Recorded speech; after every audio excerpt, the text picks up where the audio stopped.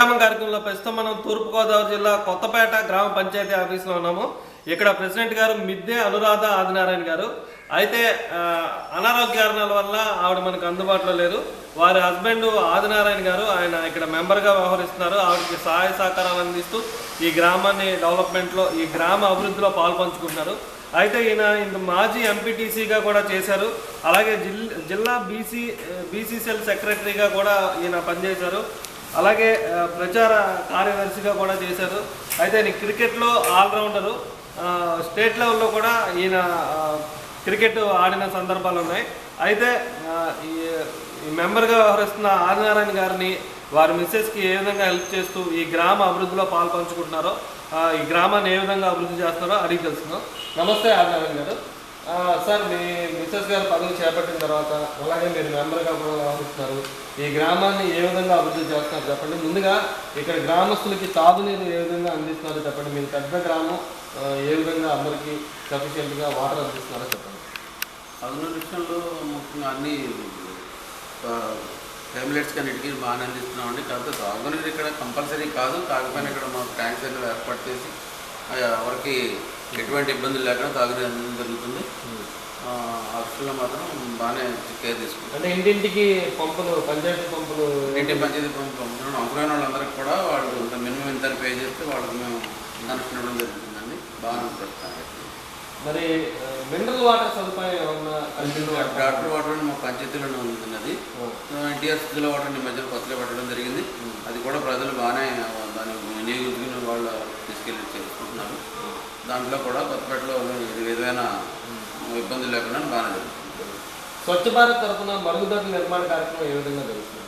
స్వచ్ఛ భారత్ తరఫున మరుగుదొడ్ల నిర్మాణం అంటే ఇంకా ప్రజల్లో ఇంకా అవగాహన కల్పించాలండి. ఈ ప్రజలు అవగాహన కల్పించడం ఇలా కూడా కాకుండా ఎవరైతే స్వచ్ఛ భారత్ ఈ ఐఎస్ఎల్ ఇండివిజువల్ సెప్టిక్ లీటర్స్ కట్టుకోలేదో వాళ్ళకి ఈ రేషను కొంత టైం ఉంటే ఇచ్చే వాళ్ళకి రేషన్ ఆపడం జరగడం కానీ, లేకపోతే పెన్షన్స్ ఎవరైతే పొందుతున్నారో పెన్షన్ పొందేవాళ్ళు కూడా పెన్షన్ ఆపుతాను ఎంఆర్ఓ ఇలాగ రెవెన్యూ డిపార్ట్మెంట్ దాన్ని సైన్ నుంచి కొద్దిగా ఒత్తిడి తీసుకొస్తేనే కానీ వాళ్ళు వచ్చేలా వేరియేషన్ కనిపించట్లేదండి. చేయగలం అనేసి నా నమ్మకం. మరి గ్రామ ఇప్పుడు 2 బావులు తోమంటున్నారు కదండి డ్రైనేజీకి, అదే సెప్టిక్ ట్యాంకు, దాని పరమైన ఇబ్బందులు ఉన్నాయి.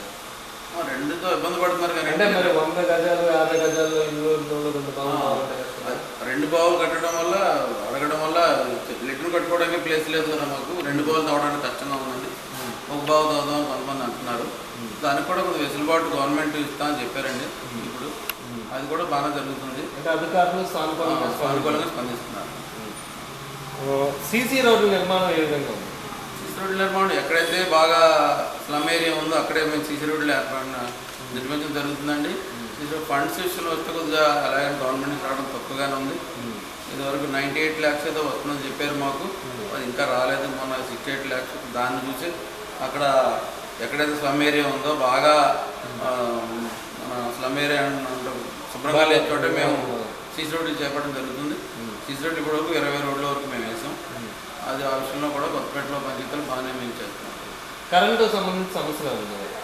కరెంటు ప్రస్తుతానికి సంబంధం లేదండి. ఈ పంచాయతీకి కూడా కరెంటు ఈ ఫ్రీ కరెంట్ ఎలా అయితే ఇస్తున్నారో మన ఇళ్ళకి అలా కూడా స్ట్రీట్ లైట్ కూడా ఫ్రీ కరెంట్ ఇస్తే చాలా మంచిది. ఎందుకంటే 1 lakh పైన మాకు అయిపోతుంది, భారం అయిపోతుంది మాకు. అంటే గత ప్రభుత్వం పంచాయతీలకి బిల్లు కట్టించుకోలేదు. ఇప్పుడు బిల్లులు కట్టొద్దని చెప్పారండి. ఇప్పుడు పంచాయతీ బిల్లు కట్టకపోతే మేము తీసేస్తామని చెప్తున్నాం. తీస్తున్నాం. మరి గవర్నమెంట్ చెప్తున్న డబ్బులు కూడా మీరు కరెంట్ బిల్ తప్ప ఇంకోటి కట్టడానికి వీలు లేదన్న కూడా మాకు ప్రొసీడింగ్స్ పంపించి వాళ్ళు కట్టించుకుంటున్నారు కరెంట్ బిల్. మరి మీరు ఎదురు జరగలేదా? ఇలాగ పంచాయతీల నుంచి మీరు ఇంత వసూలు చేస్తే కరెంటు బిల్లులకి అడగడం జరిగిందండి. అంటే మేము తీర్మానం చేసి పంపించాం గవర్నమెంట్కి కూడా ఫ్రీ కరెంట్ ఇవ్వమని చెప్పేసి. కరెంట్ బిల్లు పాతవన్నీ క్యాన్సిల్ చేస్తే కొత్త దాంట్లో మేము రీచ్ అవ్వాలని చెప్పి పంపించడం జరిగింది. ఇంకా దాని గురించి ఏమీ గవర్నమెంట్ తీసుకోవాలి. డ్రైనేజీ పనులు ఏ విధంగా జరుగుతుంది? డ్రైనేజ్కి అయితే పర్టికులర్గా డ్రైనేజ్కి ఇంత ఫండ్ ఏమో పంపలేదండి. డ్రైనేజీలు అయితే చాలా అవసరం ఉన్నాయి కొత్తపేటలో. అయితే ఇప్పుడు పెద్ద గ్రామం అవడం వల్ల ఈ పాపులేషన్ బాగా ఎక్కువ ఉండడం వల్ల ఈ వర్షం పడినప్పుడు చాలా ఇబ్బందులు పడుతున్నాం. అందుకు ఫండ్స్ ఉంటే డ్రైనేజ్ కూడా అండర్ గ్రౌండ్ డ్రైనేజీలే ప్లాన్ చేస్తాం. మరి చెత్త డోర్ టు డోర్ తిరిగి కలెక్ట్ చేసి డంప్ యార్డ్లో పనిచేయడం జరుగుతుంది. తీసుకుంటున్నాను. డంపింగ్ యార్డ్ ఉందండి మాకు, 2 acres ఉంటుంది అది. మా వాళ్ళు చెత్త డోర్ తీసుకుని వెళ్ళి రోజు క్లీన్ చేస్తారండి.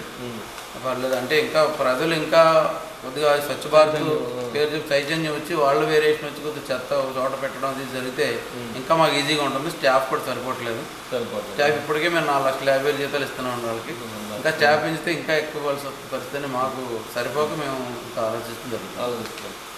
పెన్షన్లో లబ్ధిదారులందరికీ డోర్ టు డోర్ తీసుకెళ్ళి ఇస్తున్నారా? కొంతమంది వచ్చి తీసుకెళ్తున్నారండి. మించుమించు 1,650 పెన్షన్ల వరకు ఉన్నాయి ఇక్కడ. కొంతమంది అయితే డోర్ వాడుతున్నారు. పెద్దవాళ్ళు అయితే ఇంటికి వెళ్ళి వాళ్ళకి అందించడం జరుగుతుంది. మరి రుణమాఫీ గురించి ప్రజలు సంతృప్తిగా ఉన్నారా, అసంతృప్తిగా ఉన్నారా? రుణమాఫీ గురించి అయితే మనం వాస్తవాలు మాట్లాడగలంటే అసంతృప్తిగానే ఉన్నారండి. ప్రజలు అసంతృప్తిగానే ఉన్నారు.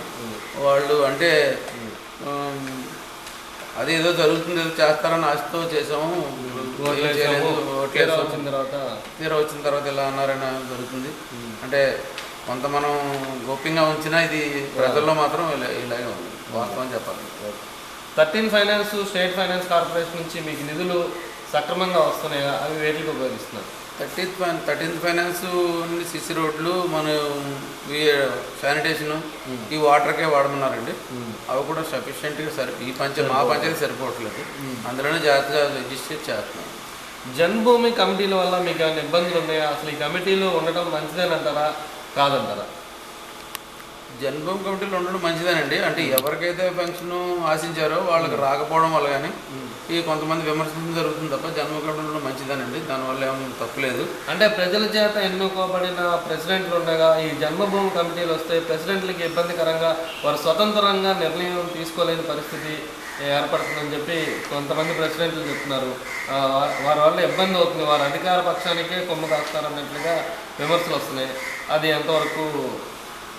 ఎక్కువ అధికార పక్షం ఉండడం వల్ల అక్కడ ఇబ్బంది అనిపించట్లేదండి. అధికారంలో లేని వాళ్ళు ఎవరైతే ఉన్నారో ఏ సర్పంచ్లో వాళ్ళకి ఇబ్బందిగానే ఉందండి. అందులో మనం కూడా వాస్తవాలు ఒప్పుకోవాలి. అంటే జన్మభూమి కమిటీ అంటే అధికార పార్టీకి పరగా ఉంటారు కాబట్టి ఈ వేరే పార్టీ ప్రెసిడెంట్లకి అయితే కొద్దిగా ఇబ్బందిగా ఉండడం వాస్తవం. వాస్తవం. విద్యా వైద్య సదుపాయాలు మీ గ్రామంలో